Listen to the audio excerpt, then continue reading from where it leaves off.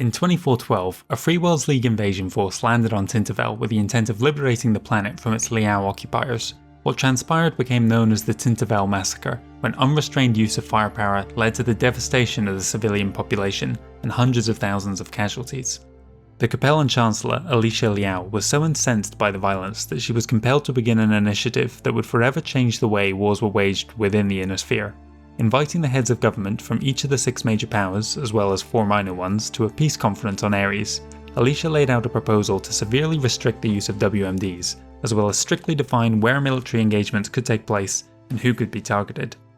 The reception to these proposals was largely positive, but the reasons for the signatories giving their approval varied. Alicia herself wanted peace, but the Marshal Cretans, for example, approved of the honourable new style of combat. Though some were sceptical, each member nation understood the possibility that the others would unite against them if they refused to sign, and so almost all did. Crucially though, 2 refused. The mistrustful Taurians suspected a trick and withdrew from talks, but the United Hindu Collective declined for a different reason, suspecting that these articles could actually legitimise and legalise warfare as a means of settling disputes and thus lead to further conflict. History would show that to be an incredible display of foresight on their part. The Ares Conventions are lauded as one of the great documents of human history, but their significance is often overstated. Though they did result in a gradual shift away from more destructive methods of fighting, a closer look at the content of the articles reveals just how toothless the documents actually are.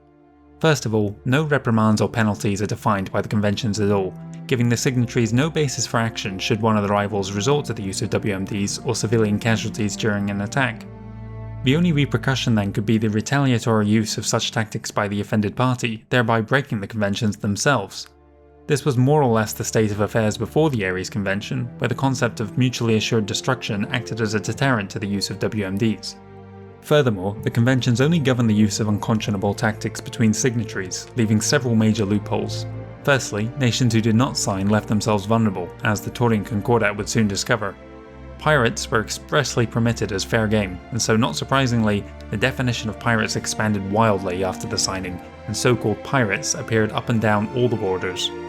Lastly, internal conflicts were not covered by the restrictions, and so civilians would continue to suffer during times of civil war. Another problem with the Ares Conventions was that despite being tabled in 2412, they wouldn't come into effect for some time afterwards. For example, the Federated Sun's representative at the meeting was Simon Davian.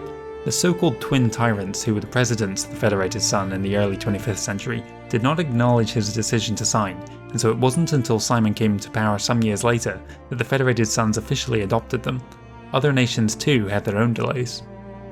In practical terms then, the Ares Conventions were hampered by a number of problems, and this is best demonstrated by the fact that over the next century each of the signatory nations would make use of WMDs when convenient. The problem was serious enough that the Capellan Confederation and Federated Suns signed their own pact on Lee prohibiting the use of nuclear arms against each other. However, despite its flaws in imposing limitations on the use of WMDs and restricting civilian targets, ultimately the conventions would lead to a reduction in the number of casualties. Unfortunately, the conventions would result in an increase in the number of engagements fought between nations. Strategically insignificant sized units suddenly had the ability to contest worlds within the framework outlined by the Ares Conventions. Even in defeat, they could withdraw to argue the issue again another day. Therefore, fighting increased, but the strategic gains and accomplishments decreased. Border worlds became a seesaw of back and forth, with rulers changing on a yearly or even monthly basis. Despite being lauded as bringing about the idea of civilized warfare, if anything, the Ares Conventions proliferated the idea of war as a means to an end.